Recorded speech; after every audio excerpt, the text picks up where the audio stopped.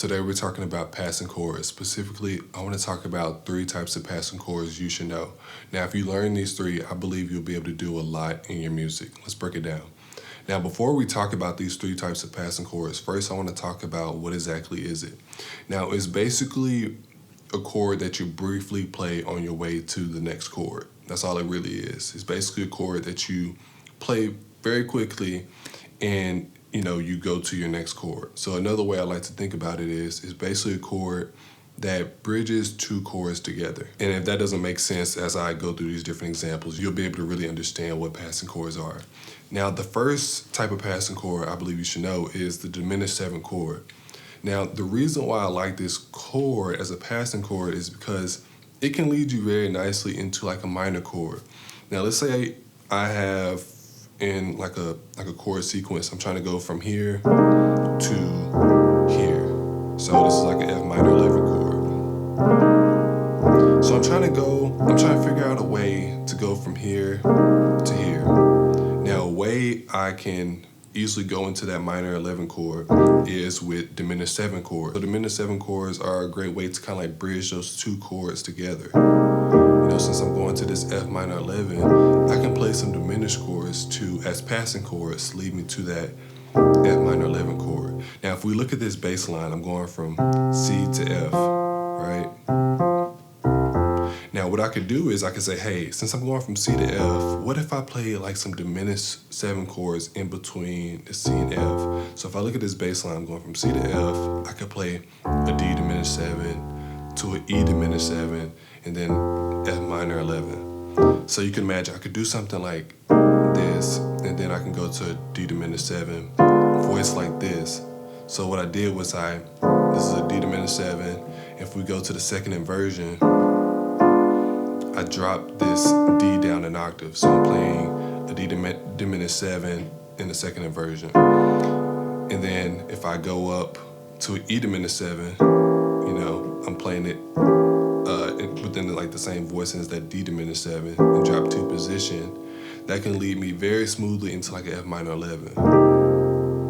So initially, I had something like this, and I can use diminished 7 chords as passing chords to lead me smoothly into that minor 11 chord. So I said, hey, what if I just took advantage of those notes that's in between C and F? So I said D, E, and then that leads me into that F. So I could do, that sounds good. So,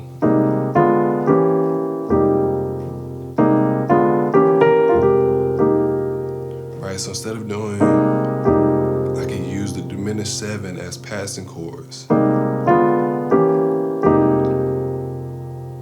All right, another example is I could do something like, let's say I have, this chord, and I'm trying to go to like this E flat minor 11. So I'm trying to go from here to here. So one thing I could do is I could say, hey, before I go land on that E flat minor 11, what if I played a D diminished 7, and then that leads me smoothly into that E flat minor 11. So instead of doing, what if I did, another way you can look at it is, if I'm landing on like a E flat minor 11, if I go down a half step, that'll tell me what diminished 7 chord I could play. Right? It just works that way. That sounds good. So that's kind of like another option that you have. So that's the first one, diminished 7 chords. Now the second type of passing chord I love playing, I think you should know, is the alt chord. Now these are great passing chords because one, they provide a decent amount of tension, and then 2, they lead you very smoothly into like a minor chord once again. And that minor chord can provide kind of like that release. So when we talk about this notion of like tension release, that alt chord can provide that tension, and then that minor chord can provide a little bit of release in your music. So I think they're a really nice passing chord to insert into your progression. So let's say I have like this A7 alt chord, can lead me smoothly to like a D minor 11 chord,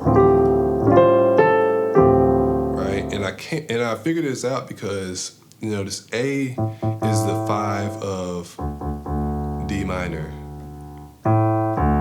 So you can imagine kind of like a 5-1 type of movement. So this A7 alt chord provides that tension, and then this D minor 11 kind of provides that release. So in context, you know, I could do something like,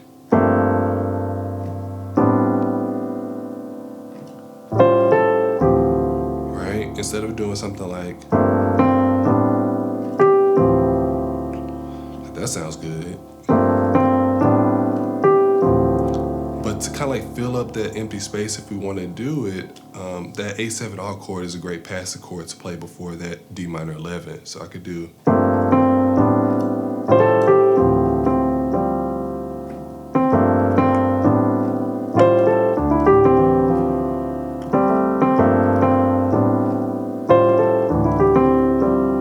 Like that just works. That A7 alt chord, or just alt chords in general, are really nice chords that you can use as passing chords to lead you to a minor chord. So that's the second one, alt chords. Great chords to know. The third and final type of passing chord I think you should know is the chromatic chord.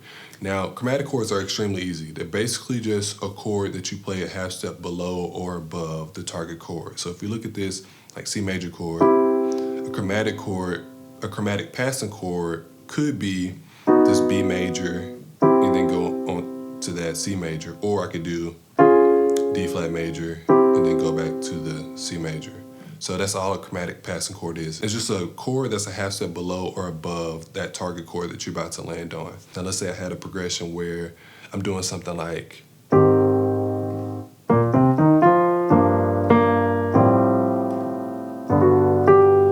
there's that chromatic passing chord. So without it, I could have something like,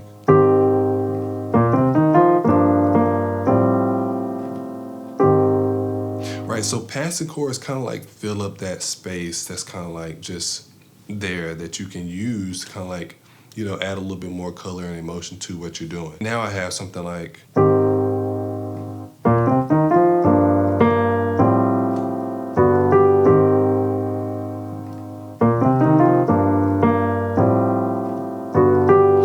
that sounds good.